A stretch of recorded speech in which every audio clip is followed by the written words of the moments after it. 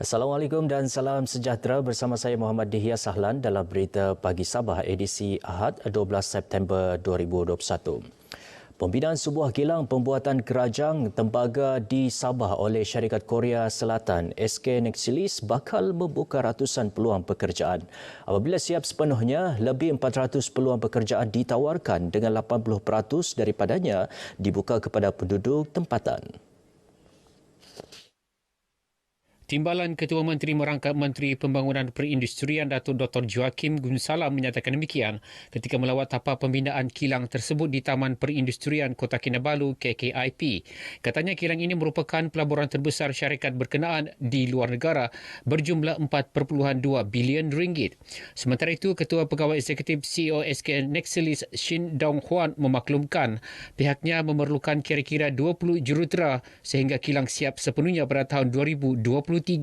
Pada 23 Mac lalu, KKIP Sendirian Berhad menandatangani memorandum persefahaman MOU bersama SK Nextlease Malaysia Sendirian Berhad bagi pembangunan industri kerajang tembaga, disaksikan Ketua Menteri Datuk Seri Panglima Haji Jinor. Perkembangan COVID-19, Sabah mencatatkan 2,163 kes positif baru semalam, turun sedikit berbanding 2,246 kes kemarin. Ia menjadikan jumlah kumulatif kini 172,146 kes. Daripada jumlah kes baru, 57.6% atau 1,246 kes dikesan melalui saringan kontak rapat. Menurut kenyataan Menteri Kerajaan Tempatan dan Perumahan Datuk Seri Panglima Masidi Manjun, daripada jumlah kes baru juga 1,374 kes daripada kategori 2, 607 kes daripada kategori 1, manakala bakinya kategori 3, 4 dan 5 serta dalam siasatan. Sementara 2,009 pesakit COVID-19 sembuh dan 4,850 pesakit sedang menerima rawatan, manakala 53 kes kematian dilaporkan di 13 daerah. Mengenai vaksinasi COVID-19 di negeri ini, Datuk Masidi berkata 50.68% penduduk dewasa negeri ini telah lengkap vaksin setakat Jumaat lalu dan 66.58% penduduk lagi menerima suntikan vaksin dos pertama. Mengenai penguatkuasaan prosedur operasi standard SOP, Datuk Masidi memaklumkan 160 kenderaan diarah berpatah balik daripada 32,050 kenderaan diperiksa di 89 sekatan jalan raya di seluruh negeri semalam. Turut dikeluarkan 27 kompaun melanggar SOP COVID-19. Baik, sebelum ke berita seterusnya, kita ikuti statistik terkini kes COVID-19 mengikut daerah dan kadar vaksinasi bagi Sabah.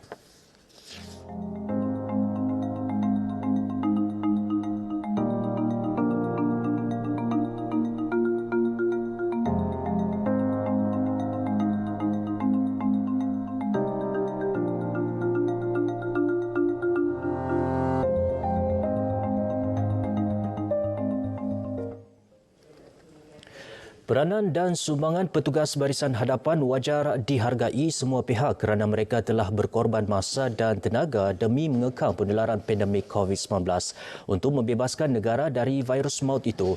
Menteri Pembangunan Luar Bandar Datuk Jahid Jahir mengakui situasi semasa sebagai petugas barisan hadapan kini cukup mencabar. Jelas Datuk Jahid ibarat benteng negara, petugas barisan hadapan terdiri petugas kesihatan dan keselamatan berjuang memerangi COVID-19 walaupun menyedari realitinya mereka merupakan golongan terdedah dan berisiko tinggi dijangkiti virus tersebut. Frontliners kita sedang berada dalam keadaan yang tercabar. Mereka bertugas artinya 24 jam sehari, 7 hari seminggu tanpa putus. Dalam keadaan demikian sempena Hijrah dan juga Hari Malaysia ini, pihak kami memutuskan supaya mengisi sambutan itu dengan memberi pengiktirafan kepada frontliners. Beliau yang juga adun Tampaluri ditemui media sempena program Merdeka Aid Community dan ziarah hijrah di Tamparuli. Dalam program ini, Datuk Jahid menyurahkan sumbangan bakul makanan dan peralatan sanitasi kepada Karya Masjid Ubudiyah Pekan Tampaluri yang diwakili pengurusinya, Salgaring Wahid. Sementara penyerahan sumbangan di Klinik Kesihatan Tamparuli pula diwakili penolong pegawai perubatan kanan, Max Oswald Remy. Program anjuran Jabatan Penerangan Tuaran dan Jabatan Hal Ehwal Agama Islam Negeri Sabah JAHINS dengan kerjasama Pejabat Daerah Kecil Tampar Ruli dan Pertubuhan Mai Amal Sabah ini turut diisi pelbagai aktiviti, antaranya penyerahan jalur gemilang dan risalah COVID-19, Hebahan Umum Hari Malaysia dan Pelan Pemulihan Negara Fasa 2. Korea, masjid dan surau belum meningkatkan pematuhan SOP bagi mengekang penularan COVID-19. Pengarah Jabatan Hal Ehwal Agama Islam Negeri Sabah, JAINS, Datuk Haji Saiful Zaman sangul, pematuhan SOP ketat mampu mengurangkan risiko jangkitan sekaligus melandaikan lekuk pandemik COVID-19.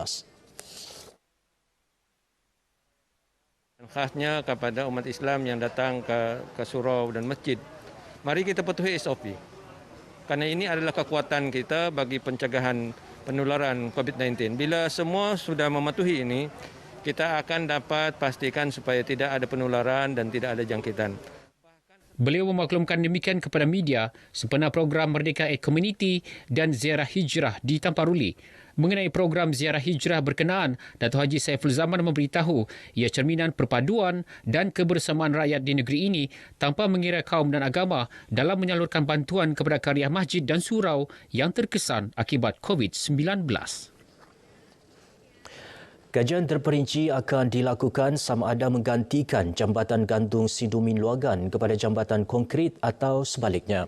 Ahli Parlimen Sipitang Yamani Hafiz Musa berkata kajian itu penting bagi mengelak kerosakan sama dialami sekaligus mengurangkan kos baik pulih berulang kali. Ini kerana kerosakan jambatan gantung tersebut adalah kerosakan sama berikutan runtuhan tebing sungai akibat bencana banjir yang dialami setiap tahun di kawasan terbabit.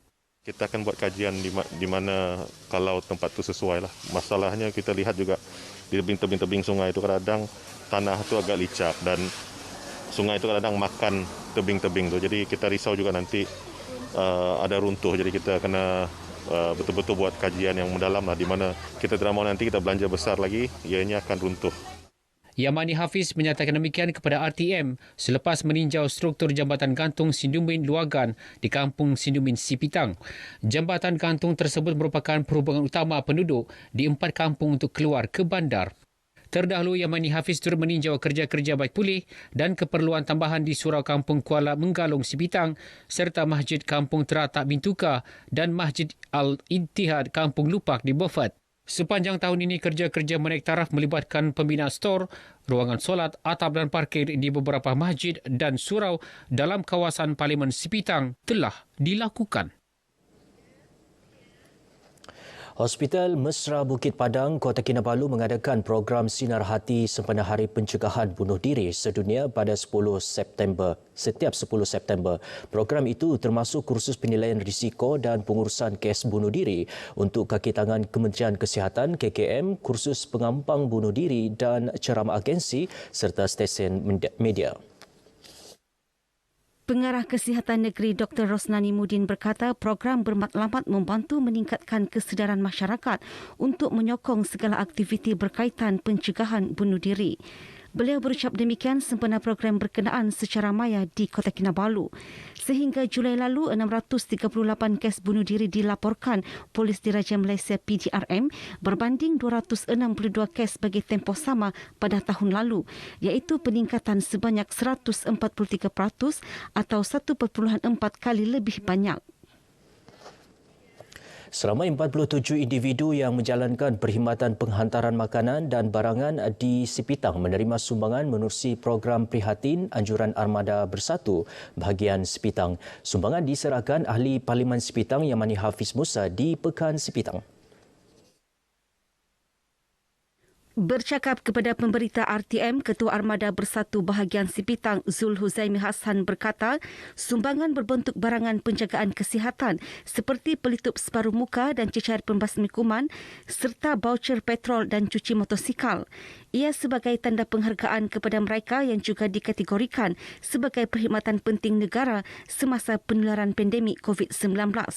Ketika ini, Armada Bersatu Bahagian Sipitang juga sedang meneliti keperluan lain golongan belia untuk dibantu pada masa akan datang. Mempraktikkan nilai murni ajaran Islam untuk membantu golongan memerlukan, Yayasan Dakwah Islamia Malaysia Yadim Sabah berkongsi rezeki dengan asnaf dan seniman jalanan atau baskers. Perkongsian berupa bantuan bakul makanan dan wang saku disampaikan kepada 40 penerima sekitar ibu negeri. Program Musaadah Yadim Bank Islam ini bersempena Bulan Kemerdekaan dijalankan dengan kerjasama Kelab Bank Islam. Ia diharap dapat meringankan beban mereka yang terkesan ketika pandemik ini. Kita tahu contohnya seperti seniman jalanan ni, mereka termasuk kalangan yang terkesan dengan suasana pandemik yang berlaku sekarang.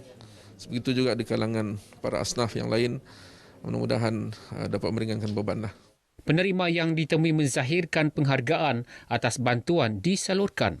Atas prihatin daripada Yadim dan juga Bank Islam, dan juga kami amat-amat mengucapkan jutaan terima kasih kerana mengambil berat kepada seniman jalanan khususnya di negeri Sabah.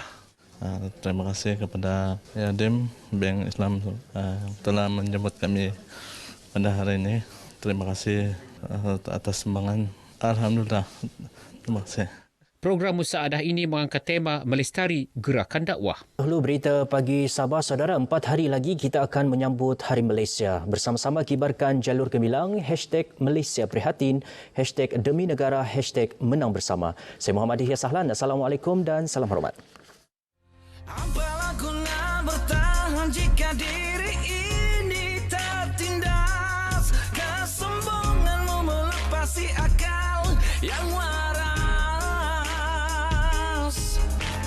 Ku di sini mendeklamasikan seluruh hidupku, segenap dimensi yang membutakan mataku.